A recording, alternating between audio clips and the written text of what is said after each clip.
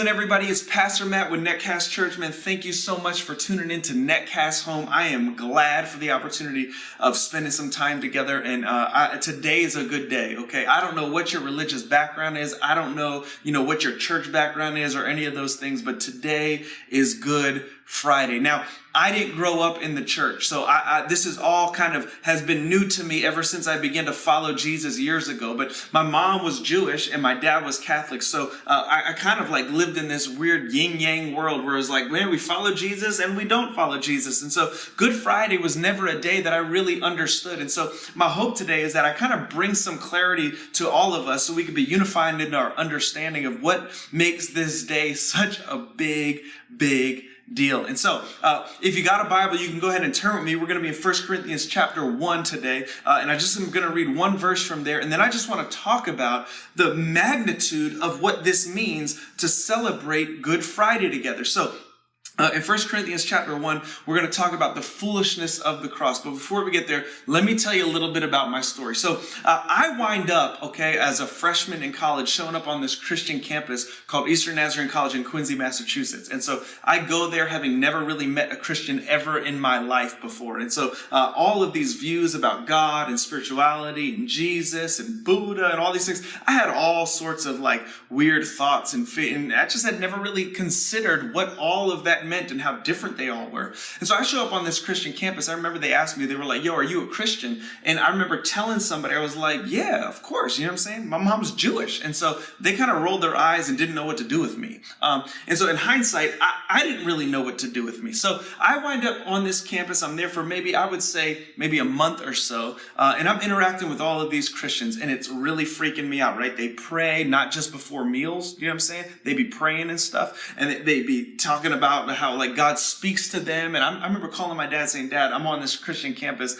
and these people talk to God. And they were he was like, yo, your grandparents talk to God. You know what I'm saying? They say grace before me. I'm like, Dad, it's different. It's just super different. So anyway, long story short, a guy by the name of Ricky Grant explains this message to me that we're going to go over today, and he explains to me, and I believed it, and in believing it, I look back, that was 20 years ago, and my life has been totally transformed, absolutely changed. And when you hear that, I don't know what you think. So I'm not talking I'm a much better person than I used to be. I'm not talking about I'm super religious now. I'm talking about something completely different. I'm talking about a freedom and an understanding of purpose that I never understood before that. And that's what I hope everybody that's involved in watching this or being tuned into this right now, that's the perspective that you have as well. And so we're celebrating Good Friday today, and all of this comes from this idea of a cross. Now, I want you to think about this for a second.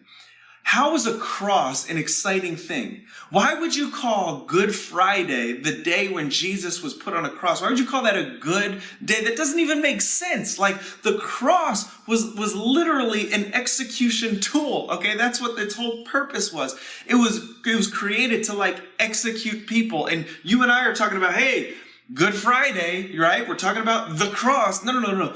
Unless you understand the magnitude of what was accomplished on the cross, you can't really understand why today is a good day. As a matter of fact, the Apostle Paul talks about this. So in 1 Corinthians chapter 1, verse 18, he says just that. He says, listen, for the word of the cross is foolishness to those who are perishing, to those who don't believe it, who don't find hope in it. He goes, but to us, to those of us who are being saved, it's the power of God.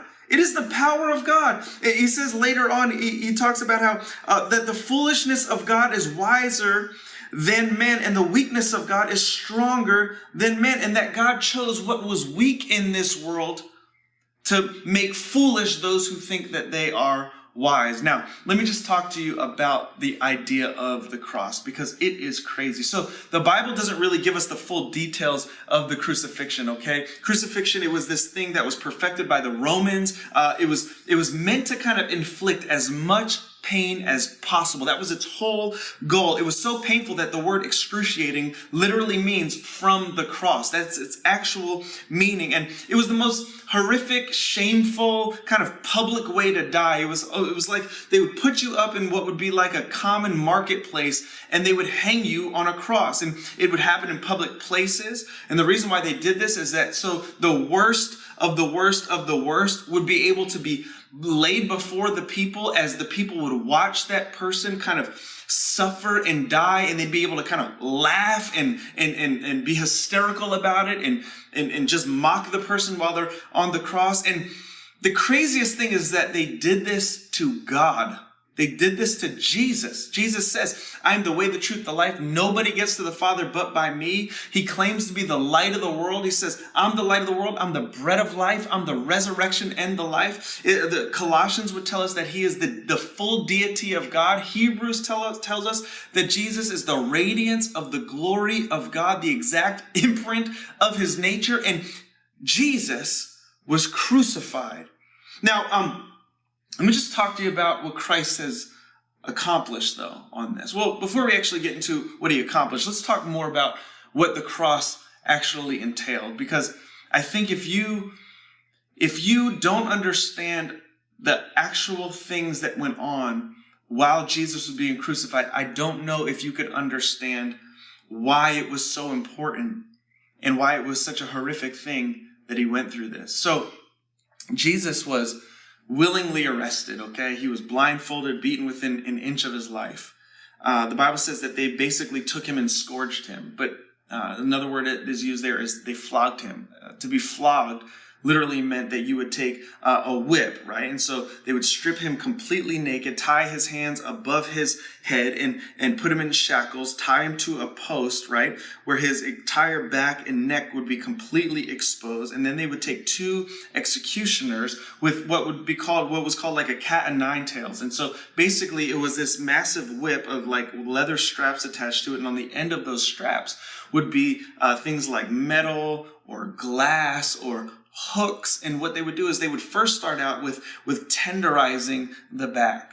And then after they were done tenderizing the flesh, they would use these hooks and this kind of like these metal shards and things, and they would use it to begin to rip the flesh off of Jesus's back. And so this is the horrific nature of what Jesus was enduring. And so they did this to his body 39 times in order to inflict as much pain as possible. See, the Romans were perfect at these types of executions, and so their goal was inflict as much pain as possible. They knew that 40 would kill him, but 39 would bring him to the end of his rope, but not do the final blow. And so at this point, Jesus is now bleeding profusely. He's been up all night. He's taken a beating. He's been blindfolded. He's been kind of laid before a high priest. He was smacked across his face. He was spit upon. He was ridiculed by those who at one point in time claimed to love him. And from there, they basically then, they give him a crown of thorns, and they make him carry a recycled Roman crossbar to his own death sentence. Jesus would have this laid across his body. He would be bloody. His organs would be exposed. The Bible records that as he was attempting to carry this massive, probably 100 pounds worth of weight on his back, that he fell down and he collapsed under the massive weight of the cross. And if you think about what that would be, I've read some studies that say that'd be kind of like equivalent to like a high-speed wreck, right? He's hitting his head with a crossbar over his head on the ground. And then eventually they get him to a place where he's laid down on this cross in order to begin the process of being crucified. They would take railroad spikes that were massive, and they would drive them through either the palms of his hands, but most likely through his wrists. And they would then when they were done with that, they would take his feet and they would kind of collapse them over one another, and then they would drive a stake through his ankles and then tie him to a wooden post. I mean, this was a horrific horrific situation for Jesus, okay? And then when they were done nailing him there, they would then take the cross and they would have to lift it up. In order to lift it up, there was a hole in the ground. And so they would take the bottom of the cross, they'd begin to put it in the hole. And then as they would lift it up with a rope, it would then have to fall into the hole. And so think about this, right? He's hanging by his wrists and his feet. He's got a crown of thorns on his head. They are tying him up and they finally pull him up, and the convulsion of falling down now is putting all of those pressures on his wrists and on his feet. And what's crazy to me is to think about what has happened on the cross. You have to understand that on the cross, the most horrific thing was not the physical pain. We're talking about Jesus. Jesus is a part of the triune God. He is the Trinity. There's the Father, the Son, and the Spirit, eternally existing forever, right? They've always been in existence together. There has never been a separate moment. But what has occurred on the cross is Jesus is taking the punishment of humanity. He's taking upon sin on his body. He's taking upon sin on himself. And you want to know what the most horrific portion of sin is? It's not the physical punishments. It's the fact that sin separates us from God. And so when Jesus took that upon himself, what he was doing, he was taking our place. He was being separated from his Father. Now, I want you to think about that. All of eternity, the Father and the Son are united. And in this moment, in this instance, what we're seeing happen on the cross is that Christ is actually separated from his Father. Think about that.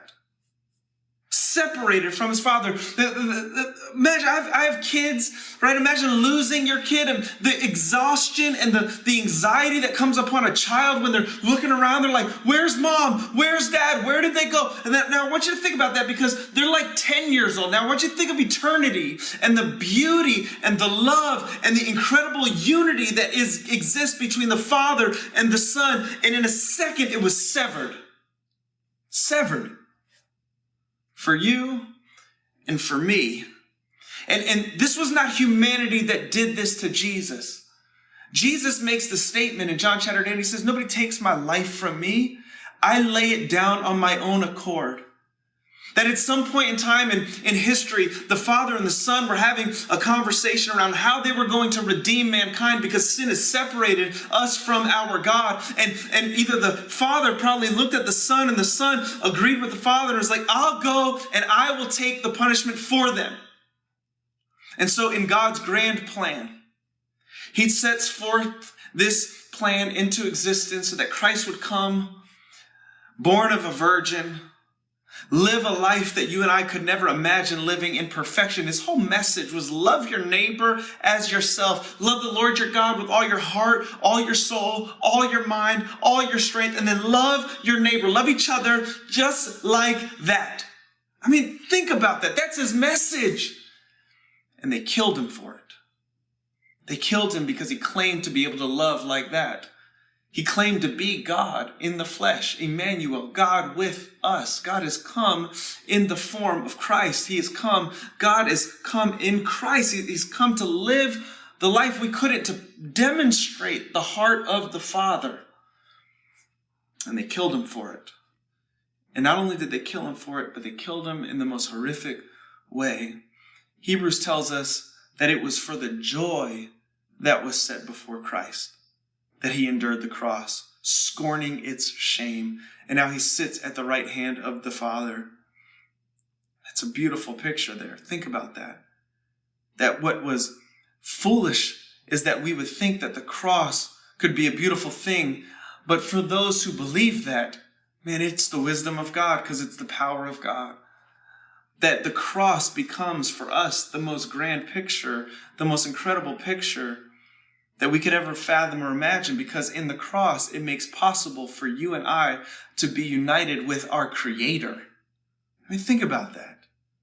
Think about being united with your Creator. Think about all the children that exist in this world that don't know their parents, don't know the ones who've made them. Think about all the problems that runs into that, and all the need for adoptions all across the globe right now today, and all of the horrific consequences though in the lives of those who are even adopted, right? And there's some dark things that they have to walk through as they're figuring out where they came from and their purpose in life and why that they may have not been wanted. All of those things are real things that those who do not know their Creator have to wrestle with. And in the same way, you and I wrestle with that, knowingly or unknowingly. And Christ came to unite us with the Father so that we might actually know who we are. So we know that we're loved, so that we know we're adored, so we know we have purpose, so that in all things we can have hope. This is the beauty of the cross. Now, listen, I think what is fascinating to me is that oftentimes as we forget of like what happened on that Good Friday. See, on that Good Friday, while Christ was on the cross, he wasn't crying and weeping and wishing this never happened to him. No. He looks upon those who are crucifying him, and he looks and he says, Father, forgive them, for they know not what they're doing. It's amazing.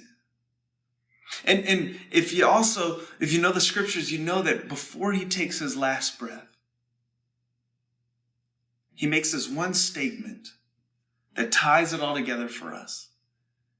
He says this, 3 words: it is finished. What does that mean? What does that mean? Here's what it means.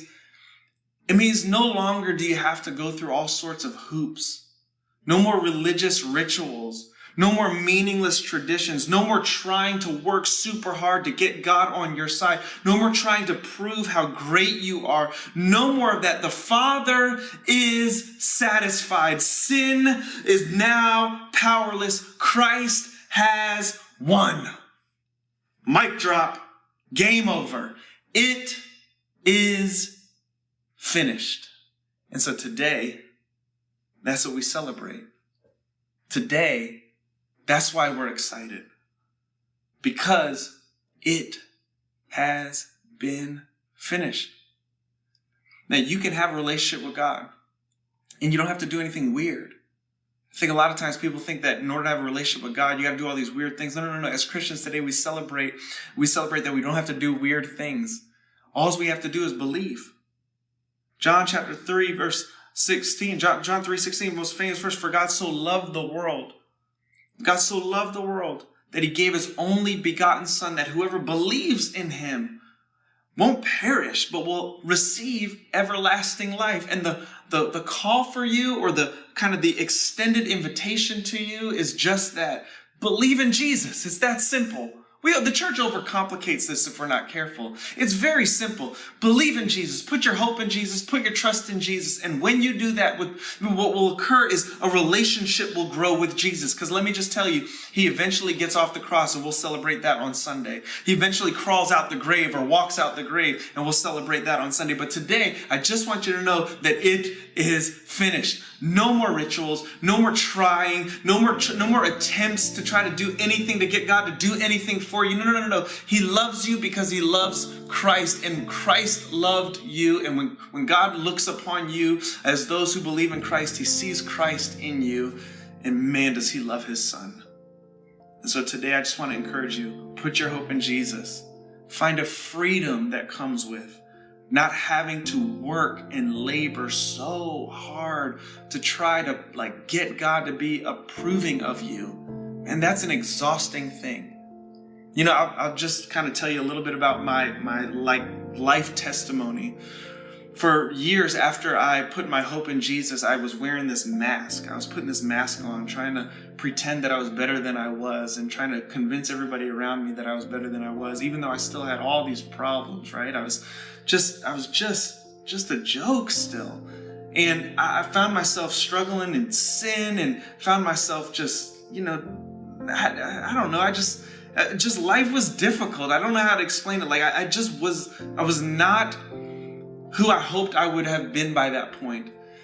And it wasn't until maybe about 5 or 6 years into following Jesus, man, I met some people, and I remember asking them and just having a conversation with them about like their struggles. And it was the first time Christians walked with honesty, in my view. I had never really been surrounded by people that were like, yeah, I struggle. Like I struggle with sexual sin, or I struggle with like idolatry, and like I struggle with being generous, and I struggle with like hoarding money, and I struggle with fear, and I struggle. And it was the first time, maybe in my whole life, where I was given this freedom where I knew it was not okay to not be okay, because I knew that I had to grow from that.